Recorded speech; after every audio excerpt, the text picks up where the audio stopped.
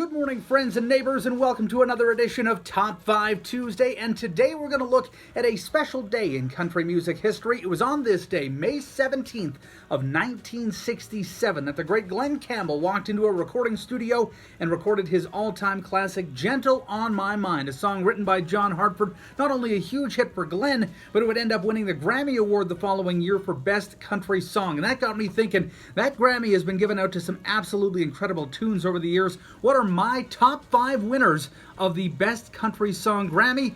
Let's find out.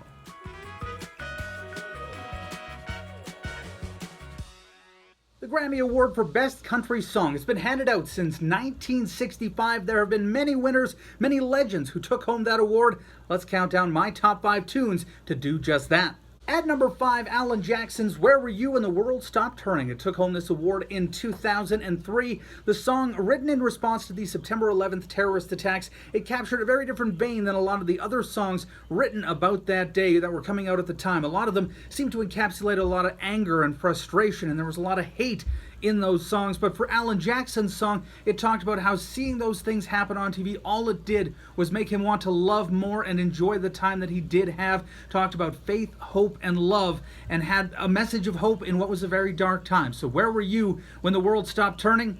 That comes in at number 5.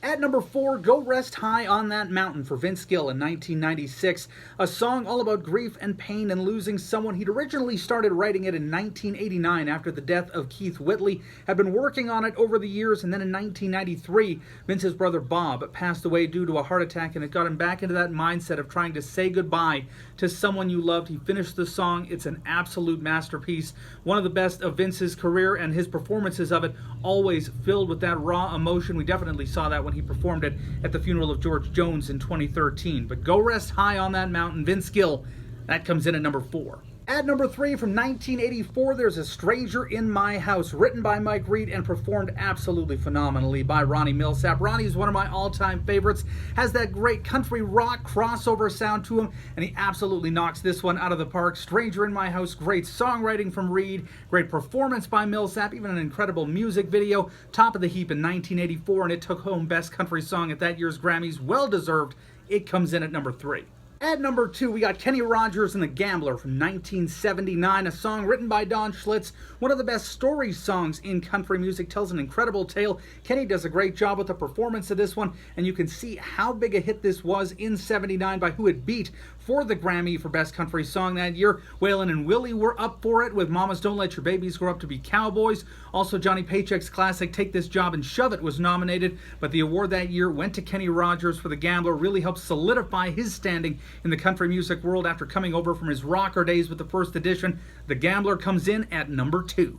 But for me, the number 1 song that took home Best Country Song at the Grammys was from 1986, Highwayman by the Highwaymen, written by Jimmy Webb. You talk about an amazing story song. This one, so many different themes in it, reincarnation and existentialism, performed absolutely at a top-notch level by 4 legends: Willie Nelson, Waylon Jennings, Chris Christopherson, and Johnny Cash. The Highwaymen, the all-time supergroup across all musical genres, in my opinion. This is 4 of the absolute best, and all of them bringing their A-game for this one. And you take a look again at some of the songs they beat to win that Grammy that year.